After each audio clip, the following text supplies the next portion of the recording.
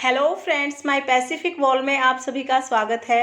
Friends, आज की video में मैं शेयर करूंगी महालक्ष्मी पूजा विधि। महालक्ष्मी पूजा 16 दिन तक चलती है और राधा अष्टमी से पूजा शुरू हो जाती है। तो देखिए, पूजा करने के लिए सबसे पहले हम लक्ष्मी जी और गणेश जी को स्नान करा लेंगे। महालक्ष्मी की पूजा में लक्ष्मी जी और गणेश जी की एक साथ पूजा की जाती है। तो मैंने यहाँ पर पंचामृत स्नान करा लिया है, उसके बाद मैं शुद्ध जल से स्नान करा लूंगी। तो फ्रेंड्स, इस तरह से हमें सबसे पहले, ये पहले दिन की पूजा है, शुरुआत के दिन हमें पंचामृत से स्नान कराना है। इसके बाद हम लक्ष्मी जी और गणेश जी की स्थापना कर देंगे। उसके बाद 16 दिन तक आप लोग दुर्वा से छींटे लगाकर इन्हें स्नान करा सकते हैं, क्योंकि एक बार स्थापना के बाद हमें चौकी को बिल्कुल नहीं हिलाना है और मूर्तियों को भी हमें बिल्कुल नहीं हिलाना है। तो देखिए, स्नान कराने के बाद हम इस तरह से सूती कपड़े से मूर्तियों को अच्छे से पोंछ लेंगे। तो यहाँ पर मैं लक्ष्मी जी की, गणेश जी की मूर्तियों को बिल्कुल पोंछ लूंगी। और इसके बाद हम लोग जो चरणामृत बन जाएगा इसको हटा लेंगे यहाँ से, और यहाँ पर हम लोग गणेश जी, लक्ष्मी जी को विराजमान करेंगे। तो पहले हम लोग अक्षत का आसन देंगे। तो यहाँ पर मैंने अक्षत रखे हैं लक्ष्मी जी और गणेश जी को आसन देने के लिए। फ्रेंड्स, ये ध्यान रखें कि महालक्ष्मी की जब आप पूजा करें तो चौकी ऐसी जगह पर लगाएं जहाँ पर आप अगले 16 दिन तक आपको चौकी हटानी ना पड़े, क्योंकि चौकी को बिल्कुल भी नहीं हिलाना है। 16 दिन तक लगातार ये पूजा चलती है, यानी कि रोजाना हमें पूजा करनी होती है। तो इसलिए किसी भी ऐसी जगह पर आप रख लें। इसके बाद हम लोग अष्टदल कमल बनाएंगे। तो देखिए, यहाँ पर हमने अक्षत रखे हैं और ये हमें लक्ष्मी जी के सीधे हाथ की तरफ, यानी राइट हैंड की तरफ हमें कलश की स्थापना करनी है। इसमें मैंने सुपारी, सिक्का, हल्दी, फूल और थोड़ी सी दुर्वा घास डाली है। फ्रेंड्स, महालक्ष्मी की पूजा में दुर्वा घास का विशेष महत्व होता है। तो दुर्वा घास आप पहले ही पार्क वगैरह से ला के रख लें। अगर डेली ला सकते हैं तो बहुत अच्छी बात है, नहीं तो एक दिन लाकर आप फ्रिज में भी रख सकते हैं। और इसके बाद मैंने यहाँ पर देखिए 5 आम के पत्ते लेकर कलश की स्थापना करूंगी मैं। फ्रेंड्स, मैं बता रही थी कि दुर्वा घास हमें जरूर लेनी है, क्योंकि महालक्ष्मी की सवारी गजराज यानी कि हाथी होते हैं और दुर्वा घास उनका भोजन होता है, इसलिए हमें दुर्वा घास जरूर समर्पित करनी है। यहाँ पर हमें गणेश जी को भी दुर्वा घास समर्पित करनी है और लक्ष्मी मैया को भी डेली हमें दुर्वा घास समर्पित करनी है। इसके बाद देखिए, मैं यहाँ पर कलश मैंने रख लिया है, उसके ऊपर मैंने अक्षत का एक पात्र रख लिया है। इसके बाद मैं यहाँ पर नारियल पर कलावा लपेट कर नारियल रखूंगी और कलश की स्थापना कर लूंगी। साथ ही मैं जो कलश है इस पर स्वास्तिक का चिन्ह बना लूंगी और नारियल पर तिलक लगा दूंगी। तो देखिए, इस तरह से कलश की स्थापना हो गई है। अब इसके बाद हम शुद्धिकरण कर लेंगे। तो यहाँ पर मैं पानी के छींटे लगाते हुए शुद्धिकरण कर लूंगी। फ्रेंड्स, महालक्ष्मी के व्रत में हमें 16 तार का डोरा बनाना होता है।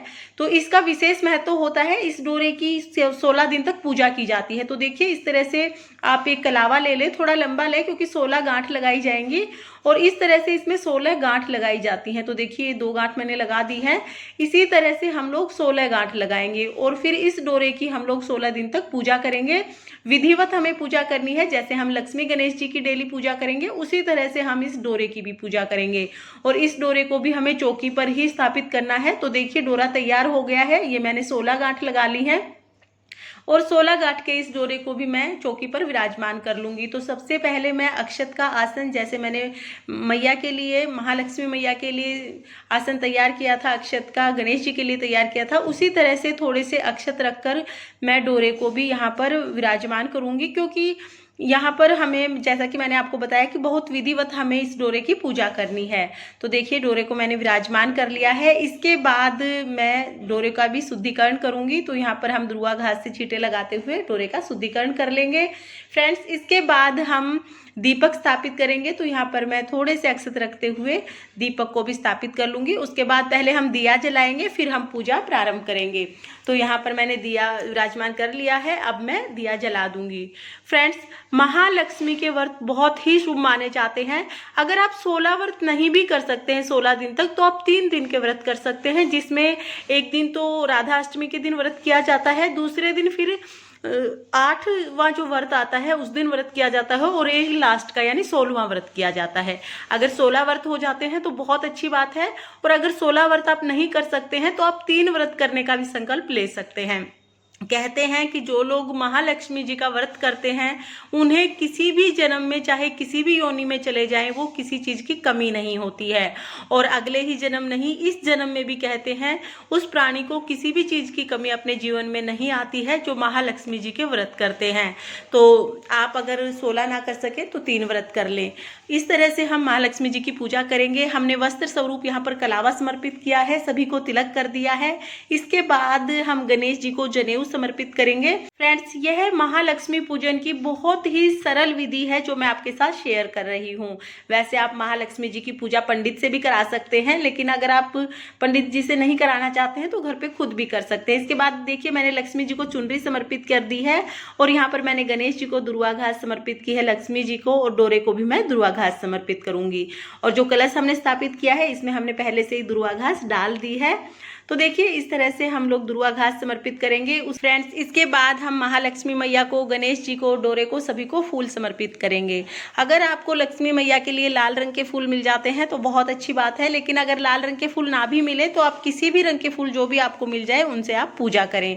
फ्रेंड्स, इसके बाद हम लोग दक्षिणा रखेंगे और महालक्ष्मी मैया के लिए हम लोग श्रृंगार का सामान जरूर समर्पित करेंगे। तो यहाँ पर मैंने 16 श्रृंगार लिया है। आप 16 श्रृंगार ना भी ले पाए तो 2 या 5 चीजें तो जरूर महालक्ष्मी मैया को श्रृंगार की समर्पित करें। उसके बाद जल समर्पित करेंगे और फ्रेंड्स, इसके बाद हम लोग भोग समर्पित करेंगे। तो भोग में कोई भी फल ले सकते हैं या दूध से बनी हुई कोई भी मिठाई ले सकते हैं। इसके बाद हम अपने सीधे हाथ में यानी राइट हैंड में फूल और अक्षत लेकर कथा सुनेंगे। कथा सुनने के बाद थोड़े से फूल और अक्षत हम जल के लोटे में डालेंगे, बाकी हम लोग गणेश जी को और लक्ष्मी मैया को समर्पित कर देंगे।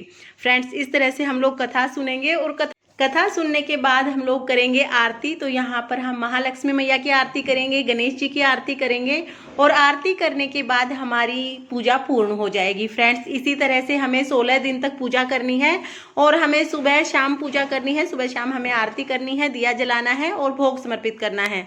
तो भोग में आप या तो दूध से बनी हुई मिठाई समर्पित करें या तो आप कोई भी ऋतुफल समर्पित कर सकते हैं। फ्रेंड्स, महालक्ष्मी जी के व्रत फलाहार किए जाते हैं, यानी कि इसमें अन्न का सेवन बिल्कुल नहीं किया जाता है।